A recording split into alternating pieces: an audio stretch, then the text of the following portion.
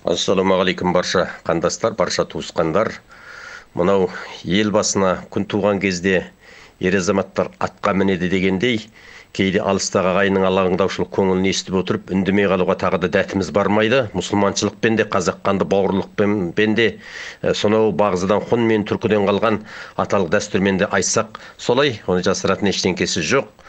Пенде баласының басына түскен әрқандай бір қиындық, қыспақ, ауру, сырқау немесе бір ойламаған тосын оқиғалардың барлығы да Алла тағаланың жер бетіндегі пендесіне жіберген сынақ болатын болса, басыңызға сынақ түсті ме, сол сынақты сіз көтеруіңіз керек. Көтерген кезде қалай істеу керек? Біріншіден, Аллаға деген жүрегіңіз ақ па? Екіншіден, өзіңіз өмір сүрген елдің заңына қайшылық, қарсылық, қауіпсіздігіне қатер төндірген жоқсыз ба? Үшіншіден, адам ретінде, пенде ретінде айналаңыздағы адамдарға зәбір, опасыздық жасаған жоқсыз ба? Егер осылардан сіз ақпын десеңіз, ендеше онда сіз неден қорқуыңыз керек? Осыларды ой сарабыңызға салсаңыз, жігеріңізді бекемдеп, үмітіңізді үстемелеп, қайратыңызды қайратып, ақылыңызды алтын көпір қылып, ештеңкеден қорықпай, Алланың ақ жолымен алға қарай жүру керек. Ал Шинжаңдағы жағдай туралы айтқан кезде, қолыңа қылыш алып, өрге қарай шап, анау Кенесары мен Осман құсап төніп келе жатқан алып қызыл тасқын империяны көрсең де көзсіз батыр болып қарсы шығып оғат дегенді білдірмейді. Бүгінгі күрес өз құқығыңды қорғау негізінде қалам күресі. Ал қалам күресі қалай болу керек? Бүгінгі Қытайдағы бауырлардың жағдайымен алып айтқан кезде, ондағы заңсыздықтар жасалып отырған, немесе оларға жетіп отырған әртүрлі зәбірліктер Қытай Халық Республикасының заңында белгіленген құқықтық шектемеден асып кеткен болса, онда сіздің сол зәбір көрушіні, жәбір көрушіні айғағымен құтқаруға үндеуіңіз, дәлелдеуіңіз, немесе оны ақтаймын деп заң алдында басқа құқық қорғау орындарына арыз жазуыңыз шын мәнінде сол елдің заңына үлкен құрмет және сол елдің заңын қорғау болып табылады. Ал ондай болатын болса, біз біріншіден Аллаға ақ болсақ, екіншіден заңға, үшіншіден ағайын туысқан етіміз ақ болса, неден қорқуымыз керек? Сол үшін алыстағы ағайының шырылдап жылап жатса, оның мүддесін қорғайтын бір ауыз сөз айта алмасаң, бір жапырақ хат жаза алмасаң, біреуге бір мұсылманшылықтың өзінде айтады, біреуге ешқандай садақа бере алмасаң дейді, ең жоқ дегенде жылы жүзіңмен жымый дейді. Жылы жүзіңмен жымайып, оның жүрегіне мейір ұялатсаң, соның өзі үлкен садақа дейді. Ал ондай болатын болса, қандас бауырымыз қапаста, қапияда, өзінің отырған еліндегі заңсыз құқық қорғаушылардың жәбіріне ұшырап, жаланың құрбаны болып жатса, біз оны қорғауға әрине азамат ретінде ар тұрғысынан міндеттіміз. Бұл тағы да қайталап айтайын, Қытай Халық Республикасына немесе Қытай Халық Республикасының қауіпсіздігіне қарсылық емес. Сол елдің заңының аясында жұмыс істемеген адамдарды көрсету, сол елдің заңын, ұлттық мүддесін, мемлекеттік қауіпсіздігін түбірінен қорғау болып табылады. Жер бетіндегі патшалардың, қандардың 80-90% әрине өзінің халқының шынайы мүддесін ойлайды. Ешқандай халқына опасыздық, сатқындық, қанқұйлық жасауды қаламайды. Қазақ ертегілерінде немесе мың бір түнде айтылатын сияқты, патшаны алдаушы немесе патша мен халықтың арасына от жағып арандатушы алаяқ уәзірлер көп болады. Оны бұрынғы ертегілерде айтады, патшаның айналасында ертеректе 40 алаяқ уәзір болыпты дейді. Ал бұрынғы ертегілерде қалай болатын болса, қазір де солай деп есептеуіміз керек. Көп жағдайда халық пен халықтың арасын буып жататын, халық пен халықтың арасы біріне бірі, халық пен қанның арасы біріне бірі жете алмай жататын, немесе әртүрлі арандаушылықтар сол халық пен қанның арасындағы жаңағындай 40 уәзірлердің арандатушылығынан болуы мүмкін. Қытайдағы жағдай туралы айтқанда, тура солай ойлауға болады. Оның барлығын мемлекет басшысы Ши Цзиньпин жасап отыр, немесе халықты жазықсыз қыр деп отыр, жазықсыздан түрмеле деп отыр деп түсінбеуіміз керек. Ертеректе Қытайда Уаң Наяу мен Шяо Байсайдың уақиғасы дейтін бір үлкен фильм көрсетілген, есімде қалған. Сол фильмде жазықсыз жәбірленген, немесе пара алудың кесірінен мемлекеттің қауіпсіздігіне төнген үлкен уақиға бейнеленеді. Ал сол төменгі жақтан әшкерлене келіп, ең соңында, фильмнің соңында 100 уәзір әшкерленіп, осыған қатысты. Патшаның қаһарына ұшырап, олар тағынан кетеді, жазасына ұшырайды. Бұл Қытайдың тарихындағы бір ірі уақиға есебінде тарихи фильм ретінде көрсетілген болатын.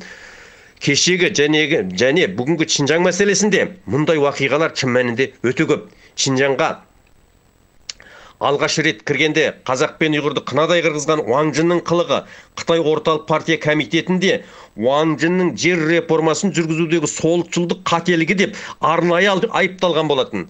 Ал Чың Сысай Совет одағына арқа тірек қылып Шинжаңды бөліп билеп Чаң Кайши үкіметінен бет бұрып халыққа қанша зұлымдық жасаса да, ең соңында басына ауыр күн туған кезде өзінің тығып алып қалған алтындарының құдіретімен Чаң Кайшының артына тығылып, өз қарабасын аман сақтап қалған еді.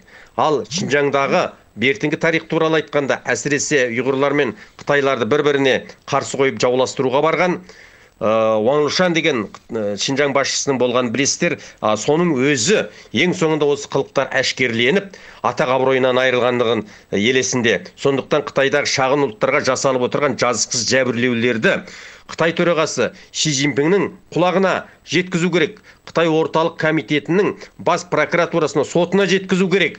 Ал оны Қытай елінің ішіндегі отырған зиялы қауымдары, тіпті Қытай ұлтының, Ханзы ұлтының адвокатын жалдап алса да солай істеу керек. Әрқандай әділеттілікті, әрқандай шындықты тек жер бетінде шағын ұлттар ғана қолданып отырған жоқ. Оны Зорекер ұлттың ішіндегі әділетті жақтаушы барлық топтар немесе барлық жекелер сезінеді, біледі, көмектеседі деп біз сенуіміз керек. Сосын жәбіргерушінің, зардап шегушінің Қазақстанда отырған кез келген туыс туғаны бұл барыста сыртқы істер министрлігіне арнайы хат түрінде тапсыру керек. Егер өзі тікелей бара алмаса, біреуден жазып берсін. Өзінің атын тікелей жаза алмаса, басқалай қаламат, лақабат көрсетсін. Өзін қорқса, өз басын сақтаудың жолын қарастырсын. Ал шын мәнінде сыртқы істер министрлігі осы құзыретті қатты алып, осы дәйекті де мәйекті дәлелді де қатты алып, Қытай Халық Республикасының сыртқы істер министрлігі арқылы Қытайдағы құзыретті органдардың құлағына жеткізеді. Құзыретті органдардың құлағына жеткеннен кейін ол белгілі дәрежеде сұрауға, тексеруге ие болады. Судың да сұрауы бар дейді. Сондықтан әрқандай нәрсені ешқашан сұрамауға, бұқпантайлауға болмайды. Сен бұқпантайласаң да, бұқпантайламасаң да, жақын бауырыңның басы кетіп отыр, өз басыңда кетеді. Сондықтан сен неден қорқасың? Біріншіден Алладан, екіншіден елдің заңынан қорқасың. Ал ол екеуіне де адал болсаң, енді неден қорқасың? Сондықтан да біз әрқандай істе қандас бауырымызға бауырмалдық танытады екенбіз. Алтыбақан алауыздықты қоюымыз керек. Алтау ала болса ауызда кетеді, төртеу түгел болса төбедегі келеді. Жұмыла көтерген жүк жеңіл дейді қазақ. Ежелдің ежелінен қазақ халқы, ежелдің ежелінен түркі халқы өзінен зор қаншама жаулармен күресті, жеңді. Осының барлығында шындықты, батырлықты, ерлікті негіз етті. Біз осында бір қанша азамат, жақында мен Алматыға сапарлай барған бір сапарымда, сонда сыртқы істер министрлігіне кіреміз деп тұр екен. Сыртқы істер министрлігінің құзыретті кісісіне кірдік.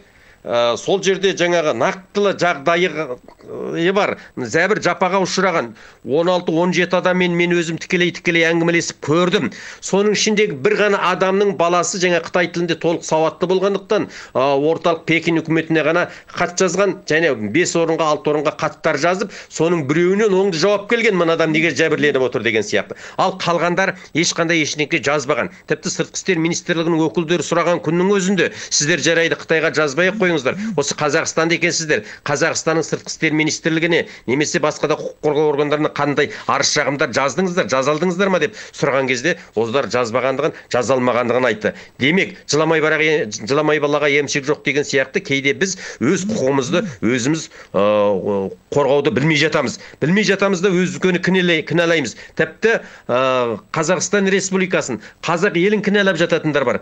Халықаралық заңдардың аясында бір ел екінші елдің ішкі мәселесіне, саясаттық жүйесіне, заңына тікелей әсер ете алмайды. Тек жаңа сыртқы істер министрлігі арқылы арыз шағымдар ұсыналады. Сондықтан да біздің жаңағы өз мүддемізді қорғай қоймады деп Қазақстан Республикасын кінәлаудан гөрі, соның сыртқы істер министрлігіне өзіміздің тырнақтай болса да арызымызды кіргізіп, арызданғанымыз барынша пайдалы екендігін білуіміз керек.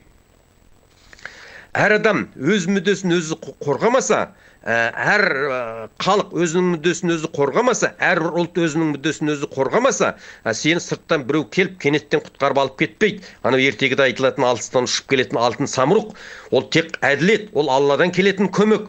Сондықтан да біз біріншіден Аллаға ниетімізді дұрыстауымыз керек. Екіншіден сол елдің заңына құрмет ете отырып, залым басшыларын, жаңағы құқықты аяқ астына таптаушы тобырлары болатын болса, немесе көзсіз жаңағы құқық қорғау органдарының қызметкерлері болатын болатын болса, олардың қылығын әшкерлеп, сол елдің ең жоғарғы басшысына, ең жоғарғы лауазымды тұлғаларына, ең жоғарғы құқықтық органдарына жеткізуіміз керек. Бұл жеткізу бұнымен ғана аяқталып қалмау керек. Егер сол елдің заңы, сол елдің құқық қорғау органы сіз арыз тапсырған орын сол заңыңызды қабылдамаса, одан ары қарай әлемдік деңгейге өтіңіз. Ағылшын тілінде арыздар жазыңыз. Халықаралық адам құқықтары қорғайтын органдарға, Біріккен ұлттар ұйымына қаншама орындар бар. Бұның барлығы қалам күресі. Біз қару күресі емес, қалам күресін бастауымыз керек. Қалам күресі біреуге қатар төндіретін емес, өзіңе қалқан болатын күрес ретінде басталған жағдайда ғана, ол әділетті болған жағдайда ғана, сөзсіз өнім беретіндігіне, сөзсіз оның жеңісі болатындығына біз сенуіміз керек.